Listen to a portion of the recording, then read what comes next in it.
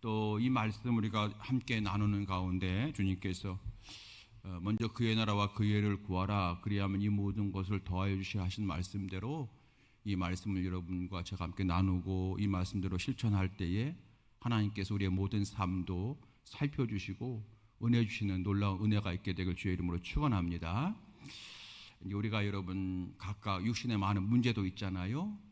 몸의 문제도 있고 가정의 문제도 있고 자녀의 문제도 있고 많은 문제를 가지고 있는 것이 우리 인간인데 꼭 우리가 하나님 앞에 하나님 이 문제 해결해 주세요. 병 고쳐 주세요. 하나님 내 자녀 이번에 대학 잘 들어가게 해주세요. 여러분 이렇게 기도를 해야만 하나님 응답하시는 것이 아니라 때로 하나님께서 우리가 이렇게 교회를 위해서 기도하고 때로 우리가 나라를 위해서 기도하고 또 내가 열심히 하나님 앞에 나와서 봉사하고 헌신할 때에 하나님께서 우리의 모든 것도 아심해요. 그 모든 우리가 구하지 아니한 육신적인 문제도 해결해 주시는 것을 여러분 믿으시기 바랍니다. 그런 놀라운 역사가 많이 있음을 저는 자신 있게 말씀드릴 수가 있고요. 또 저에게도 많은 간증이 있습니다. 오늘 여러분 그런 은혜가 있게 되길 바랍니다. 자, 오늘 말씀의 제목은요. 온전한 성도가 됩시다. 그런 제목이에요. 온전한 성도가 됩시다. 한동안 우리나라는 옛날에 그런 운동이 있었죠. 새마을 운동. 그래서 벌써 여러분 몇 년 전입니까? 몇십 년 전 일이네요. 그죠? 예, 시간이 세월이 순식간에 지나가서 우리가 바로 우리 새마을 운동 그러면 얼마 안 지난 것 같은데 여러분 따져보게 되면 이게 도대체 몇십 년이 지나간지 몰라요. 그때 우리는 잘 살아보세 노래를 많이 불렀어요. 잘 살아보세. 우리나라가 워낙 가난해하고 힘든 세상을 우리가 살아가고 있기 때문에 가난을 물리치고 우리도 한번 부자가 돼보자 그런 마음으로 온 그냥 우리가 하나가 되는 것이었지. 우리 그때 있었던 운동이잖아요. 이제 그 결과 우리나라는 하나님의 도우심으로 세계 10위권 언저리 어떤 사람은 10위 안에 들었다 어떤 사람은 뭐 12, 13위 정도도 하는데 아무튼 10위권에 있는 정도로 우리나라가 사실은 부유한 나라가 된 것은 확실한 것 같아요. 자, 이제 이 말씀 왜 드리냐면 우리가 너무 가난해서 물질적으로도 잘 살아보자 했던 것처럼 우리 신앙에도 운동이 일어나야 될 것 같아요. 그건 뭐냐면 잘 살아보세가 아니라 잘 믿어보세. 잘 믿어보세. 잘 믿어보세. 바르게 믿어보세. 진짜 믿어보세. 여러분 그 운동이 우리 신앙생활에 일어나야 되지 않을까 생각되어집니다. 잘 믿어보세. 자, 오늘 에베소서 말씀은 그 은혜를 주고 있어요. 에베소서는 총 6장까지가 있는데 1장부터 3장까지는 하나님께서 우리에게 베푸신 은혜가 이토록 크다. 그냥 단순히 우리가 하나님이 우리를 불러주셔서 예수님의 십자가로 우리가 구원받았다 이렇게 그냥 한 줄로 끝내기는 너무 우리가 부족할 정도로 정말로 예수님의 은혜는 놀라운 은혜다. 그런 말씀을 쭉 주고 있어요. 하나님께서 베풀어 주신 은혜와 예수님의 사랑에 대해서 1장부터 3장까지 쭉 설명해 주고 있고 후반부 4, 5, 6장은 그런 은혜를 받은 우리가 이제는 잘 믿어야 된다. 이 교훈을 주고 있는 말씀이 되어지는 거예요. 그래서 제가 잘 살아보세, 잘 믿어보세 이렇게 시작을 하게 된 겁니다. 자, 오늘 1절 말씀 보게 되면 그렇게 시작됩니다. 1절 보실까요? 자, 다 같이 1절 시작. 그러므로 주 안에서 갇힌 내가 너희를 권하노니 너희가 부르심 받은 일에 합당하게 행하여 아멘. 여기 보면 여러분 부르심 받은 일에 합당하게 행하라. 부르심 받은 일 뭐예요? 하나님의 은혜로 구원으로 부르심 받았고 하나님의 자녀로 부르심 받았어요. 그렇죠? 너희가 부르심, 자녀로 부르심 받고 성도로 부르심 받고 구원받은 자로 부르심 받은 자가 되었어요. 거기에 합당하게 행하여, 다시 말하면 구원받은 자답게 살라 이런 거죠. 그래서 잘 믿어보세 하는 거예요. 잘 믿어보시고 바르게 믿어보세 그 얘기를 오늘 사도 바울이 하고 있다고 하는 겁니다. 여러분 오늘 말씀대로 1절대로 1절 말씀처럼 우리 성도답게 잘 믿는 잘 믿어보세 여러분 이 은혜가 있게 되길 주의 이름으로 축원합니다. 한번 따라서 해봅시다. 잘 믿어봅시다. 시작. 잘 믿어봅시다. 네. 그렇다면 여러분 만일 여러분께서 이제 신앙의 후배들 이제 교회를 다니다가 은혜 받았어요. 그래서 은혜 받고 야 정말로 십자가가 나를 위한 십자가 가는 걸 내가 이제 알았어. 막 이렇게 이제 처음 은혜 받은 성도들을 여러분께서 이제 옆에 있다면 그 사람에게 여러분께서 이제는 오늘 말씀대로 이제는 잘 믿어야 돼라고 말하면서 무엇을 제일 먼저 하라고 여러분께서 말씀하시겠어요? 무엇을 제일 먼저 하라고? 아마 로마서 12장에 있는 것처럼 신령과 진정으로 예배 드리는, 그죠? 그러므로 이제는 산 제사를 드려라, 산 예배를 드려라, 예배를 잘 드려야 된다, 그런 말씀하실 것 같고, 그리고 신앙생활 잘하려면 말씀을 많이 읽어야 돼, 그래 흔들리지 않아, 이 말씀하실 것 같고, 또 기도가 동반돼야 돼, 기도해야 돼, 이렇게 얘기할 것 같고, 또 전도해야 돼, 이렇게 여러분 쭉 얘기할 거예요. 할 말 많죠? 예배 잘 드려야 돼요, 또 기도도 해야 하셔야 되고, 전도해야 되고, 봉사도 해야 됩니다. 그래야 신앙이 성장합니다. 여러분 많이 말씀하시겠죠? 맞아요.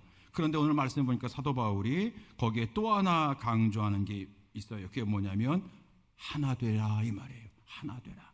자, 3절 말씀 보십시다. 3절, 평안에 매는 줄로 성령이 하나 되게 하신 것을 힘써 지키라. 하나 되십시오라고 강조하고 있어요. 하나 되십시오. 여러분, 하나 되라, 이것을 강조해요. 이것 사실은 하나님이 원하시는 거예요. 하나 되라는 거예요. 하나님이 우리 교회를 향해서 기대하는 것 중에 중요한 것 중에 하나가 뭐냐면 성도가 하나 되는 거예요. 그걸 굉장히 강조하고 계세요. 우리가 하나가 되어야 되는 이유가 뭘까? 오늘 3절, 6절까지 말씀 보게 되면 4절부터 6절까지 말씀 보면 4절, 몸이 하나요 성령도 한 분이시니 이와 같이 너희가 부르심의 한 소망 안에서 부르심 받았느니라. 주도 한 분이시요 믿음도 하나요 세례도 하나요 하나님도 한 분이시니 곧 만유의 아버지시라. 만유 위에 계시고 만유를 통일하시고 만유 가운데 계시도다. 여기 여러분 4, 5, 6절 보게 되면 하나라고 하는 말이 반복되잖아요. 하나, 한 분. 무슨 말이에요? 왜 우리가 하나가 되어야 되냐면 우리가 믿는 하나님이 두 분이 아니라 한 분이고, 우리가 세례 받을 때도 예수의 이름으로 받지 다른 이름이 아니고, 우리가 믿음을 고백할 때도 우리가 예수께서 허락하신 믿음을 고백하는 거니까 믿음도 하나고, 기도할 때도 똑같이 예수님의 이름으로 기도합니다 하니 우리가 믿음도 같은 거고, 또 우리가 이제 의지하는 성령님도 여러분이 계신 것이 아니라 한 분이시고, 여러분 그래서 너희들의 소망도 하나 아니냐. 한 소망. 어떤 소망이에요? 예수님 잘 믿다가 초천국 넉넉히 들어가고 면류관 받는 거 다 똑같은 소망 아니냐. 그러니까 한 소망, 한 믿음, 한 세례, 한 하나님 믿는 거 아니냐. 그러므로 하나가 되라 라고 말씀하시는 것이 4, 5, 6절 말씀이 되어지는 거예요. 하나 되라, 하나 되라. 더구나 여러분, 예수님이 요한복음 17장에 보게 되면 예수님께서 이제 제자들을 위해서 기도하는 게 요한복음 17장에 쫙 나오잖아요. 그러면 그 가운데 보게 되면 뭐라고 되어 있냐면 21절, 요한복음 17장 21절 말씀에 아버지요, 아버지께서 내 안에 내가 아버지 안에 있는 것 같이 그들도 다 하나가 되어 우리 안에 있게 하사 세상으로 아버지께서 나를 보내신 걸 믿게 하옵소서. 여기서 여러분 하나님과 내가 하나가 된 것처럼 우리 사랑하는 모든 이후에 있는 모든 제자들과 성도들도 다 하나가 되어서 그래서 하나님을 온전히 믿게 하옵소서, 이 말을 하고 있다는 거예요. 그러니까 예수님도 마지막 제자들과 떠나면서 제자들을 위해서 기도해 주시던 그 예수님의 중보기도가 요한복음 17장인데 거기에 보게 되면은 하나님 사랑하는 제자들이 하나가 되게 해달라고 하는 말씀을 매우 강조하고 있다는 거예요. 여러분, 오늘 하나님 우리에게 원하시는 것 중에 하나가 뭐라고요? 굉장히 중요한 것 중에 하나가 뭐냐면 서로 하나 되라 하는 거예요. 하나 되라는 거예요. 자, 그런데 우리 가운데 하나가 되라, 하나님과 하나가 되고 성도 간에 하나가 되라고 하는 것을 다 알고 있고 우리가 그걸 믿고 있고 깨닫고 있지만 현실 속에서는 하나가 되는 것이 쉽지만은 않다는 거잖아요.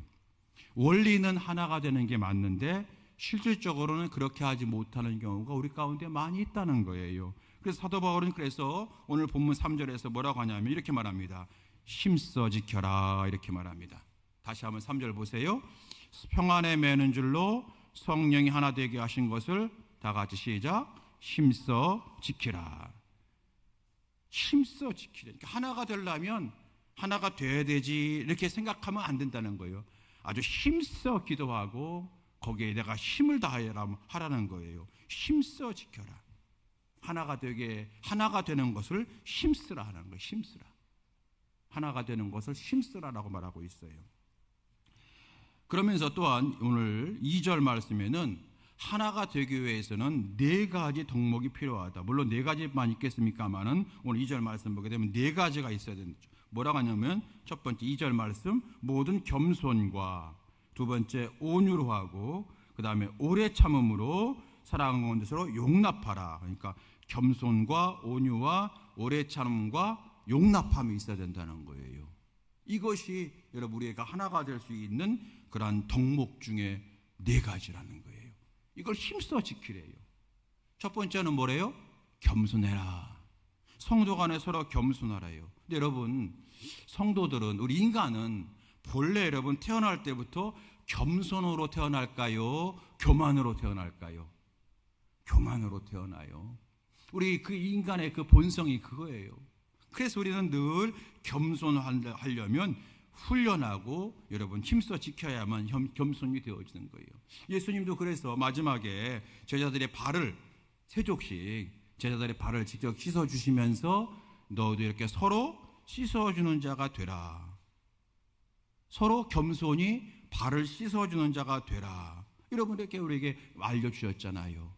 겸손하라 하는 거예요. 두 번째는 뭐라고요? 온유하라.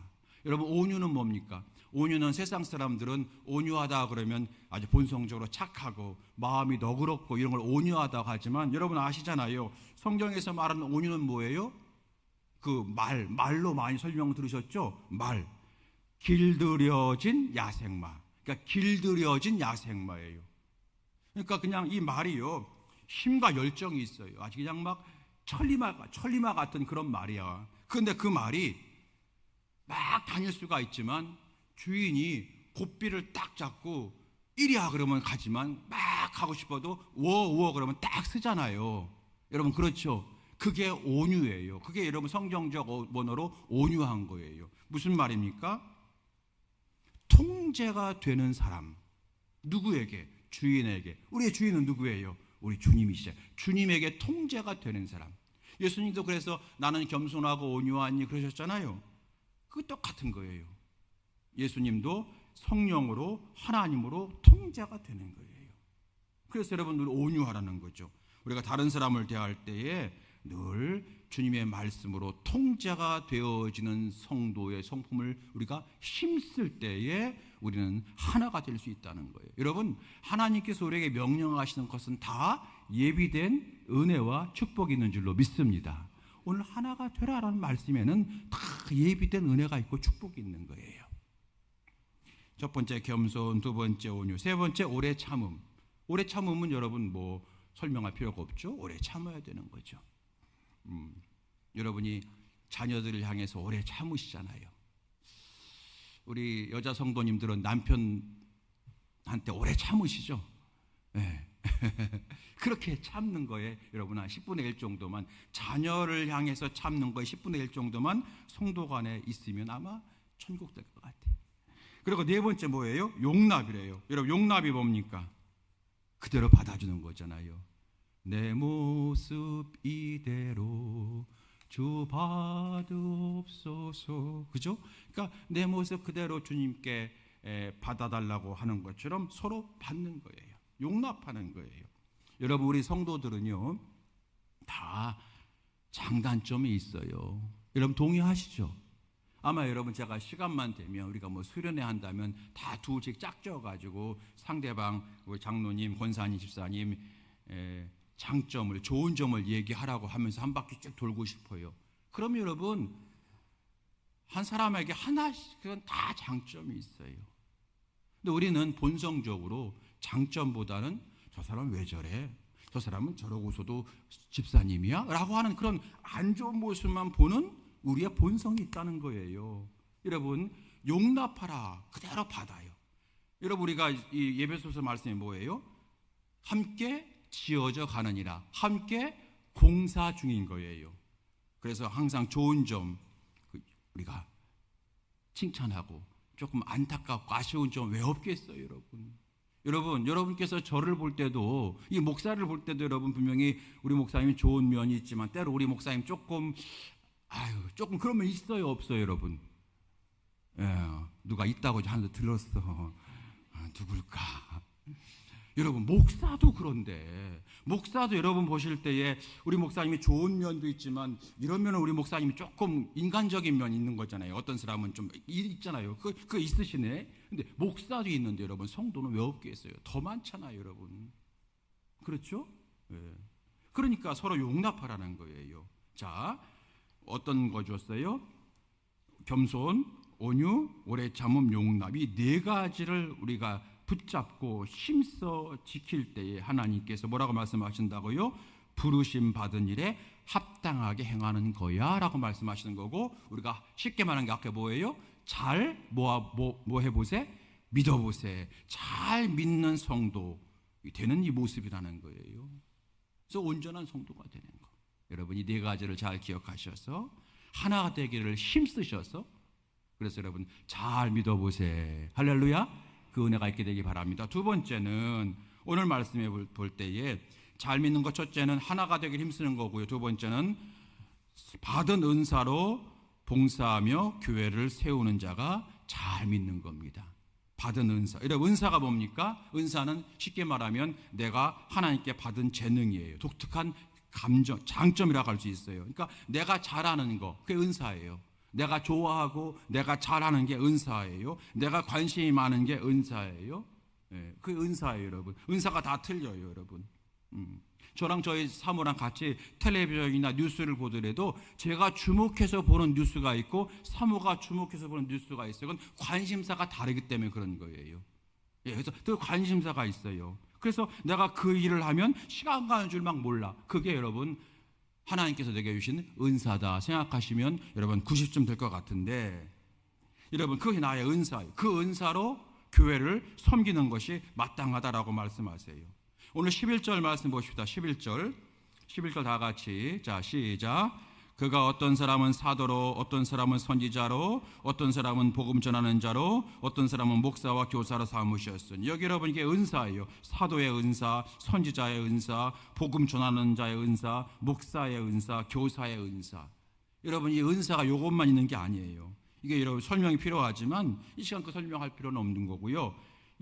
여기 이제 여러분 네 가지, 다섯 가지 은사가 있지만 여러분이 아시는 것처럼 로마서 12장에는 또 다른 은사가 설명되어 있고, 대표적으로 고린도전서 12장에 보게 되면 여러분 다양한 은사가 있잖아요. 지혜의 은사, 지식의 은사, 믿음의 은사, 또 권면하는 은사, 또 다스림의 은사, 긍휼의 은사, 여러분 병고침의 은사, 방언의 은사, 얼마나 많아요. 그 은사는 다양한 거예요. 사람의 얼굴이 다양한 것처럼 은사는 다양하다 하는 거예요. 그 은사를 주께서 우리에게 주신 이유는 뭐예요? 그 은사를 가지고 주님을 섬기고 교회를 섬기는 자가 될 때에 어떤 성도가 되는 거라고요? 잘 믿어보세요. 성도가 된다는 거예요. 자, 확인해 봅시다. 12절 말씀.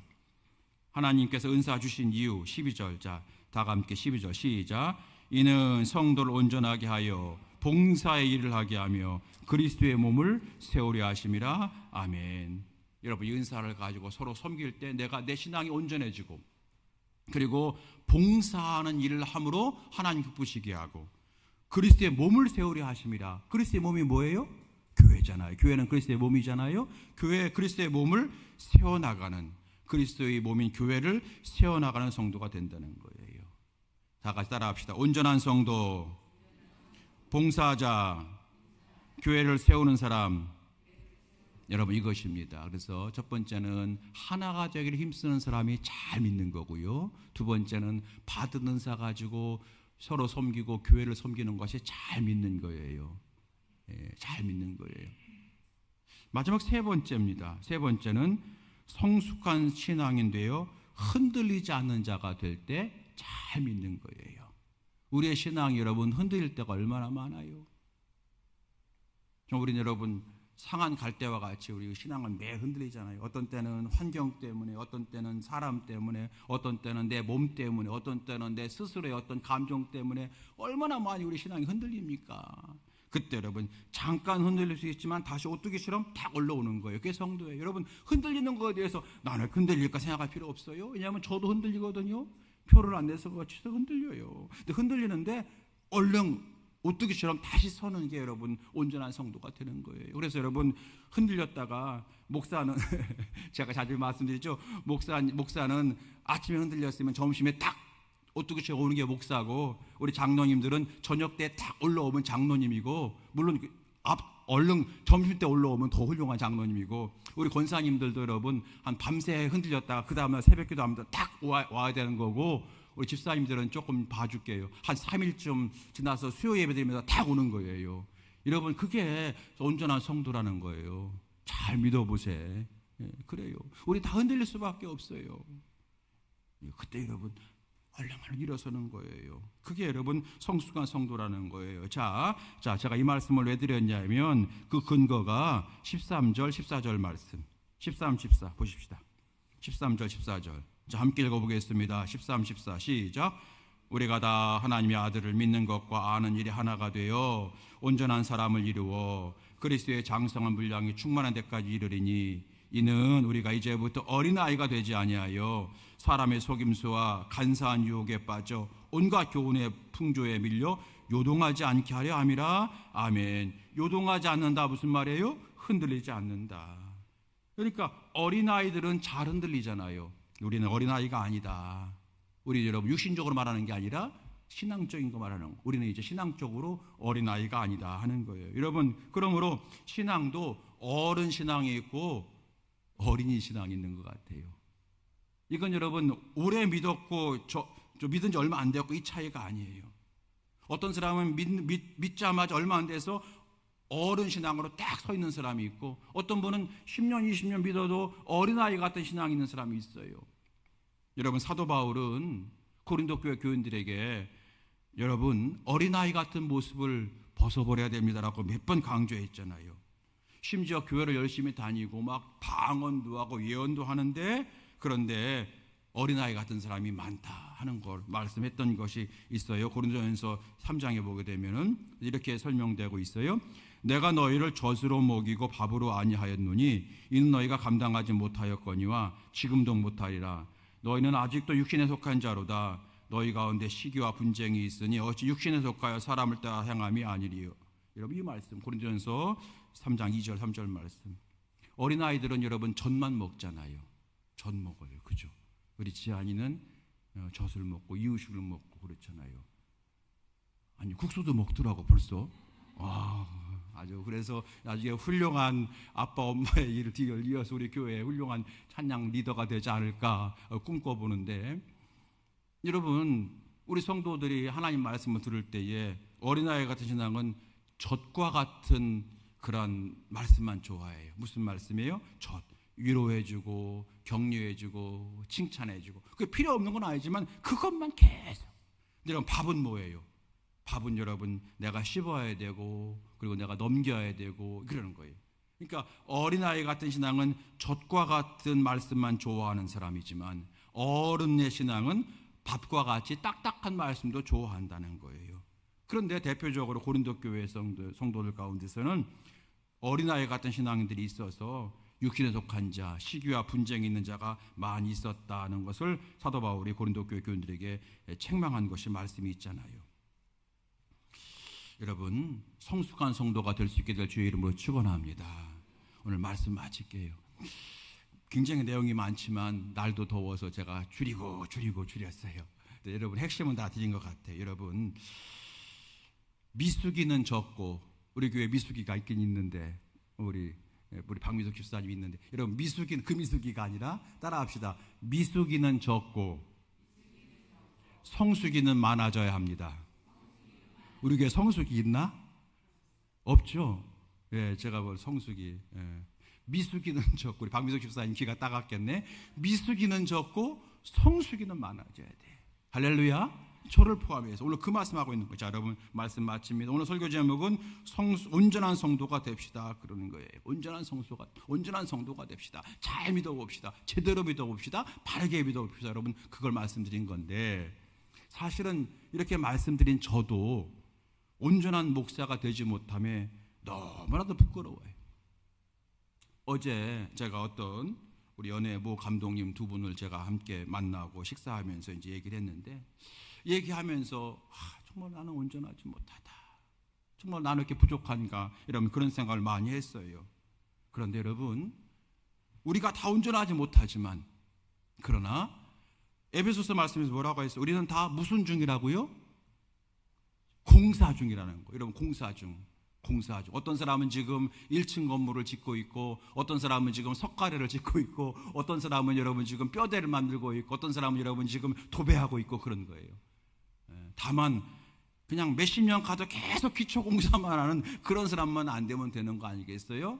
그래서 여러분, 오늘 하나님께서 주신 말씀이 뭐냐면, 우리가 모두 다 온전하지 못한데 주님의 은혜를 붙들고 우리가 공사 중임을 기억하며 서로 용납하고 서로 사랑하며 하나가 되는 일에 힘쓸 때에, 그리고 내가 받은 은사가 크든 작든 관계없이 그걸 가지고 교회를 잘 섬길 때에 하나님께서 우리를 성숙한 성도가 되게 하셔서 모든 시험을 이기게 하시고, 근데 주님의 마음을 아는 자가 되게 하시고 하나님의 은총 가운데 거하는 성도가 되게 하실 거야 라고 하는 말씀을 오늘 주신 줄로 믿습니다.